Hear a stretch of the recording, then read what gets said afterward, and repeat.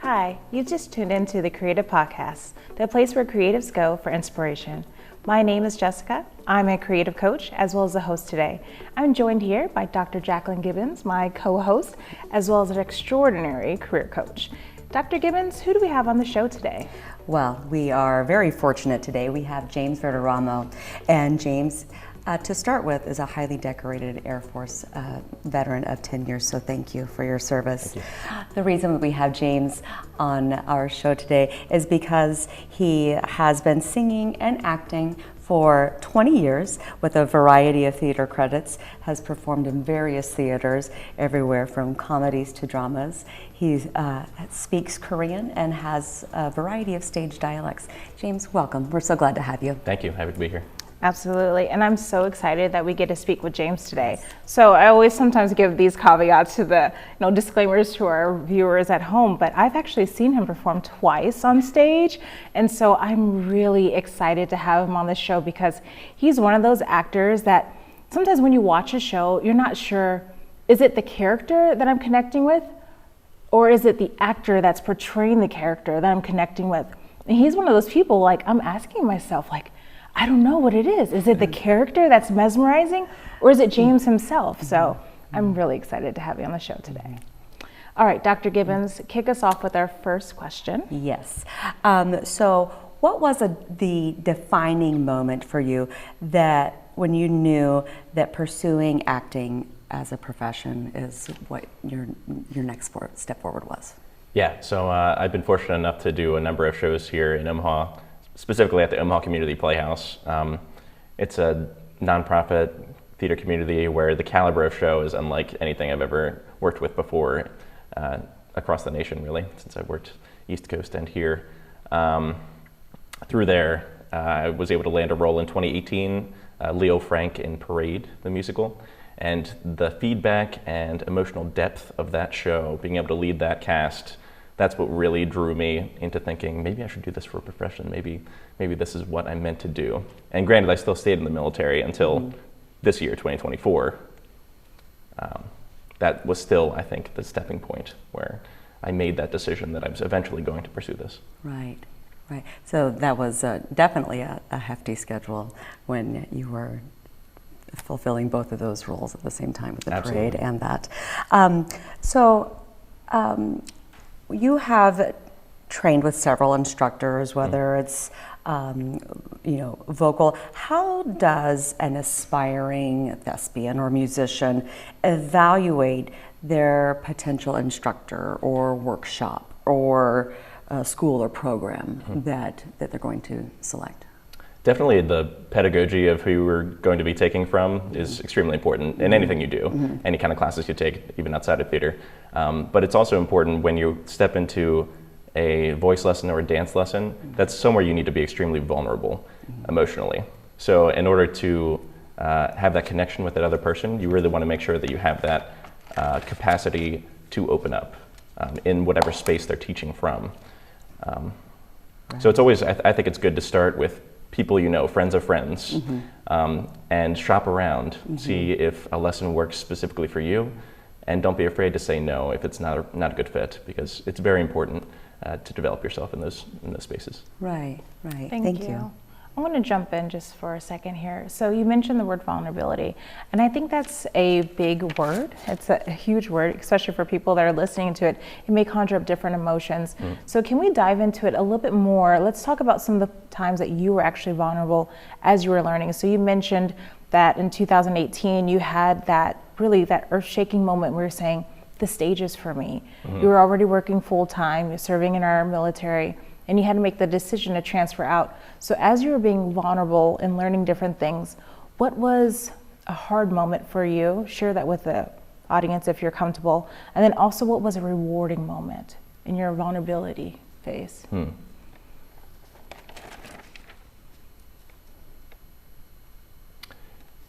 think it was intimidating to be a part of something that felt so much bigger than myself in that capacity. I had led casts before that 2018 musical, but that felt just bigger than anything before. So I felt vulnerable in that sense, being the leading man in that specific show, having to step out of my comfort zone in that capacity. But it was very rewarding based on the feedback from others, the support, the teamwork that you have to do in order to put on a successful show. And people are still talking about that musical today. Literally just this past weekend, somebody came to see Jersey Boys and said, "This is my second favorite thing you've done, second to Parade." This was 6 years ago. So it's amazing to still get that positive reinforcement from others. So as a veteran of the Air Force, how did traveling the world, serving as an aviator, and learning different languages prepare you for the stage? Traveling the world, obviously, you're exposed to a bunch of different types of cultures. I was fortunate enough to live in Okinawa, Japan for nearly 4 years, and I just returned to the States April 2023. Of course, COVID was still a thing over there, so a little bit of lockdown. But being able to experience their music, their culture, and see translations of even American Broadway over in Japan and in Korea, it's very interesting to see and just shows the scope that our artistic works can have here in the States on a worldwide spectrum. Absolutely, yeah. Thank you so much. I think that having a global perspective, it changes your art. Because when you mentioned vulnerability earlier, so I want to come back to the humility statement and the vulnerability statement. When you leave what is so familiar and you're going out into something that's so much bigger, I think it does put you into a vulnerable position where you don't know the language, you're learning the culture, you're learning the customs, but then also you also acted also in Japan as well. I saw some credits on your resume too. So I can imagine that having that experience in different places, I can see how that would open you up. And some of the comments that you received also and the feedback on your roles, and maybe made you a primer for vulnerability, perhaps. Especially when you're overseas, you have to rely on others even more so than you would before. So the teamwork aspect of putting on these productions is even more so heightened. Right. Yeah, I can when you're all from different areas and different backgrounds. Right, exactly.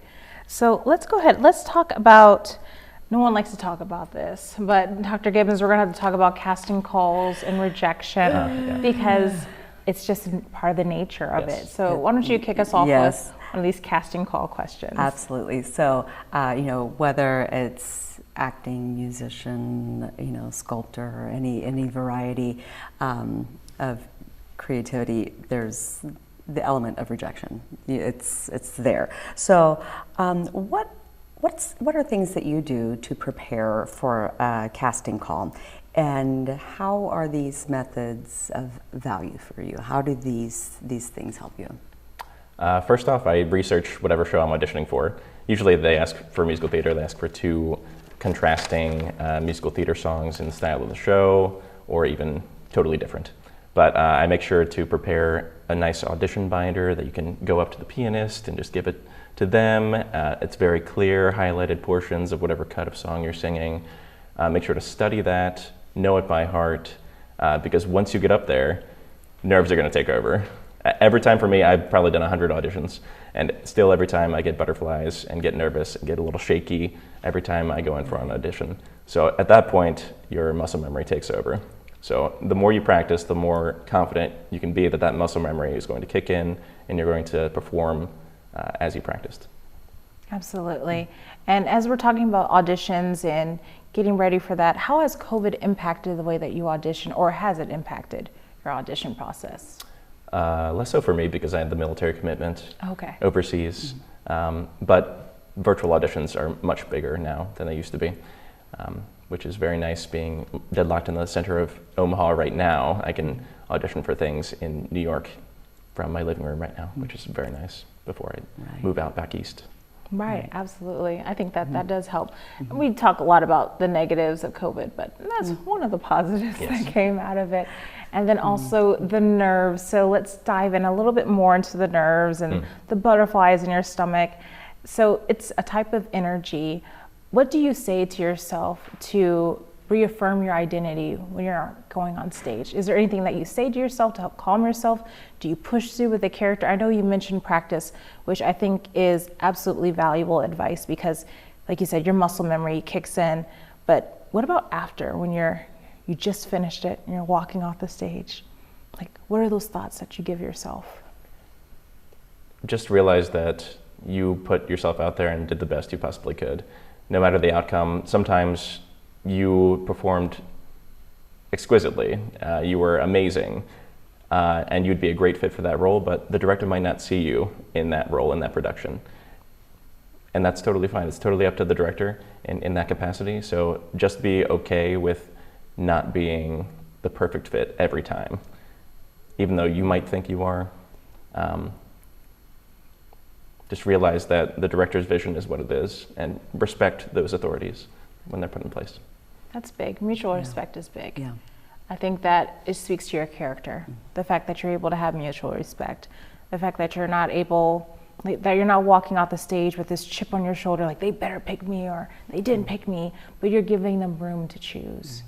And like you said, I laid it all out there, I practiced, and now I'm going to respect the director and the director's vision to choose who fits the show, who fits the vision. It's not you personally, it's fitting into that dream, that vision of the director. So Exactly. It's never personal. Right. But rejection matters, and it is a natural part of being an actor. Mm-hmm. So how do you stay resilient when an audition doesn't lead to a role? And giving some advice to some of our listeners out there. Some people may be early in their journey. Some people may be 20 years into their journey. So how do you stay resilient? It's important to have a good system of friends that you can go to, somebody you can talk to give you some motivation. Maybe you weren't feeling the best about an audition. Maybe you thought you killed it, but you still weren't cast. Having those people who can give you motivation, who can build you up instead of break you down, is extremely important. But yeah, like you said, you have to be resilient. There are, of course, times to be disappointed.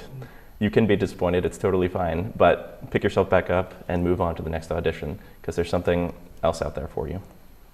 Absolutely. I think that that's valuable because, unfortunately, in a lot of creative spaces, it is almost a numbers game too. There's also quality. It's not, you don't go after everything. There's strategy that's within it. But also, as you said, there are other opportunities. And you mentioned something that a lot of artists have actually mentioned before. The band that was on, we had an author that was on, they all talked about a tribe or a support group. And so you also brought it up too. So this is not just for one genre. If you're listening or watching today, we've heard now another genre being on stage that has said your support group matters. So can we dive into a little bit deeper into what a support group means to you? I know you mentioned your friends, but just for someone who's out there who doesn't have one, how do they even find a support group? How do they build that? It can be a significant other, it can be a family member, it can be someone you were in a production with before. These productions, you're with these same people for months on end, almost every day. So you build tight relationships with these people that are lifelong and lasting. And you share a passion with those people. That's also extremely important. So they know where you're coming from when you're disappointed about this thing. So those are the types of people I would recommend to seek out. Right. They've experienced not being selected. They've experienced the nerves. They've experienced maybe the error and not being as prepared as they should have been. And so you have similar experiences and learn from one another. Yeah. I think that's really valuable because, like I said, this is another show in which someone has brought this up. But you're talking about a community that's already there. If you're already in the acting community, chances are there's already people who could potentially be in your support group. Some of your advice was look at the people that are in the casting with you, your significant others, your family, your friends. These are all wonderful ways to build a support group, especially if you don't have one already. So I think that's really valuable advice to people that are, maybe they moved to a different city. Like you said, in 2024, you moved here, you had to start over in some aspects, I can only imagine. And so building that up again. In some ways, it was very nice. The community remembered me and said, hey, come back. So like these relationships, like I said, they're lifelong. I thought I would have to come back after 4 years and rebuild myself completely, but everyone remembered and said, hey, come audition for me. Wow, that speaks a lot. It was that speaks a very lot grateful for about that. you. Yeah, absolutely. Especially if you said, because it was 2018, I believe we're referencing the show in 2018. Yes. And so for people to remember you beyond that, not just the ones that watched, but the ones that worked with you, and for them to say, no, we're bringing him back in. James is coming back into the fold. That speaks a lot about your character and your presence. And once again, I mean, he's phenomenal. So if you do get a chance to see him on stage, please do. So, wow. I think also something to take from, if you're in an audition and you're not selected at the same time, while you may not have been what was in the director's mind, that director may think on you when another role comes up, when another position comes up, when they're speaking with a colleague who's looking for such and such type, and they say, there's this guy, James. I need you to check him out. So any rejection is still potential opportunity. That's exactly right. And you mentioned the, it's not personal, and having that mutual respect and maintaining that and honoring that can open many doors, it sounds like. Has something like that happened for you? I've had some directors in the area reach out to me outside of auditions and say, you'd be perfect for this show, just based on they've seen me in a different performative venue in town. So it can be word of mouth, and it can be, like you said, you might not be a perfect fit for this audition, but I'm going to keep you in mind for this thing we have next season.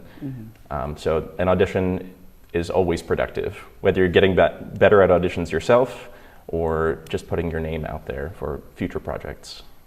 Right. It's kind of like when you say it's not me, it's them. But in a really good way, if you're not selected. And it's even walking away without your name on that final selection list, you've still walked into a possibility. And you never know where that will lead. I think that's exciting. It is. Nice. Absolutely. And speaking of possibilities, so I looked at your theater credits. There's almost 20 theater credits there. You're at 17, which is just shy of 20, which means a lot. So you put yourself out there a lot when we're talking about auditions and rejections. So these are your yeses. Do you have a ballpark figure? Just for people that are watching at home or listening, if they say, oh, I've auditioned for 10 shows and I only got one, like how do people know what the balance is? It's like, okay, no, that's pretty normal. Yeah, 1 in 10 or 1 in 20. How was it for you in your career? It's been about, I've been fortunate, I think, in my audition process, where I have gotten a good amount of work from the ratio of auditions to actual gigs. But I am just entering the professional world now, so I have auditioned for probably 10 things in the past month and heard nothing. So I think as you enter more professional spaces, you'll expect to hear less and less, because it's just way more competitive when you reach the national scale. Community scale, put yourself out there in a few different of the community theaters, and I think you'll find great success. Okay, that's great. I think that's great for resume building and for character building and being on the stage and refining your craft. You understand that, okay, on the national level, it's extremely competitive, but also maybe it's still competitive at a community level, but you can be strategic about the theaters that you connect with and networking, learning different directors and casting agents. So I think that this is helpful for those that are at home and they're wondering like, oh my goodness, is it too early? Is it too late for me to do this? I've been rejected so many times that it's part of what's going to happen. But some of the things that you told us, James, is you're going to have your support group. You're going to be prepared for those auditions. You're going to have positive self-talk. You're going to have mutual respect at these auditions. So yes, there may be a ratio between auditions and getting the actual gig, but I also think that there's something to be said about the character that's developed and the craft that's developed in the process. Yeah. I have a question for you. Sure. I feel like there are two different types of nerves that come with performance. There's the nerves that come at the casting and when you're doing your audition. But then there's the nerves where it's opening night. So or nerves right before that one song, when you know those two measures, you barely squeak it out, you're really pushing yourself to the limit. When you're in those moments, when the nerves are there and they're alive and kicking, what do you do in those moments to make sure that you stay focused, that you stay top performance? There's a lot of tricks to the trade, and you've done it a lot. So what works for you? I regularly, when I get nervous, right before curtain goes up, this just happened to Jersey Boys this past weekend, I will just close my eyes, count slowly to 5. Just whisper to myself, 1, 2, 3, 4, 5. And that just helps me calm my spirit, calm my nerves. And then once you get into the show, say there's a big midnight number, or what do they say, a 12 o'clock number? 11 o'clock number, that's the expression, that's the one. If that's coming up, at that point, hopefully, what I like to do is dive directly into the character itself and just get totally lost in the story. It goes back to what I said about muscle memory for auditions. The more you practice and rehearse for an actual production, that muscle memory also kicks in for myself and hopefully others too. There's more I want to say on this. Would you say, do you prepare, is it differently before an audition than it is for opening night? Or is it kind of the same for you, same kind of feeling? Well, audition, you're not set in that character yet. You're kind of giving your interpretation of what the director might want to see in a character at the audition, whereas opening night, you have a set production. So opening night, you can much more easily rely on what you've been given and what your cast around you has been given, and trust those around you to create a full-fledged production. So even when things go wrong, you can lean on others to build you up and put on something that you've been rehearsing for the past few weeks. Absolutely. Well, we're nearing the end of our interview, so much. Thank you so much for joining us, but I'm going to give you our last capstone question. Okay. So someone approaches you and says, I'm your biggest fan and aspiring creative. What is the one rule I should live by? How do you respond? I always say, everything you do, do it to the best of your ability. Whether you're a dancer in the ensemble in Hello Dolly, dancing waiter, or you're the lead in Jersey Boys, take that role, give it everything you possibly can, respect those around you and the creative process, because you're all creating art together, and it should be something beautiful. That's beautiful. Yeah. I like that.